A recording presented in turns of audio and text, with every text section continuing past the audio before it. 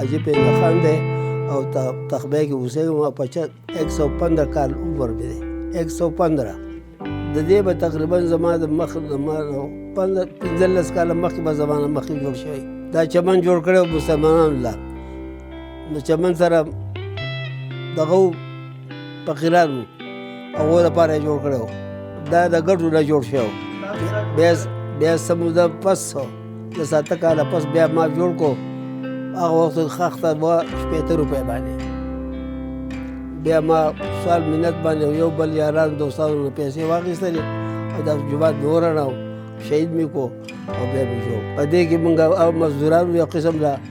نوکران ورته وایي چې خدمت هم کوو د جومات خدمت نه کوو دې جومات کې ما تقریبا 40 کاله به وي ویل خو چمن به اوس الله اکبر جومات ته وایي چمن کلی چمن کلي جومات نه چمن سره به میلاوېدو او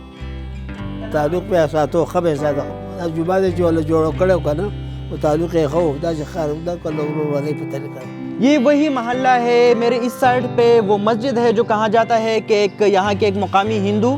چمن لال نے اس کی بنیاد رکھی تھی اور اس سائڈ پہ وہ سرکاری اسکول ہے جو کہا جاتا ہے کہ یہ اس وقت تقسیم ہند سے پہلے چمن لال کی رہائش گاہ تھی چمن لال جو تھے مقامی لوگوں کے مطابق وہ تقسیم ہند کے بعد یہاں سے ہجرت کر گئے تھے نشانیاں تو ختم ہو گئی ہیں وقت کے ساتھ ساتھ لیکن ہم نے بڑوں سے سنا تھا کہ اسکول کے قریب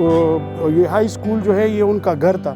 تو اس کے اندر ایک اسکول بھی تھا پرائمری اسکول تھا اور اس کے ساتھ اس کے والد کی ایک سمادھی بھی بنی ہوئی تھی جو بعد میں لوگوں نے مسمار کر دی تھی اور وہ بعد میں آیا بھی تھا غالباً 1952 میں وہ دوبارہ یہاں آیا بھی تھا یہاں لوگوں سے ملا بھی تھا اور اس نے لوگوں سے گلہ بھی کیا تھا کہ بھائی آپ لوگوں نے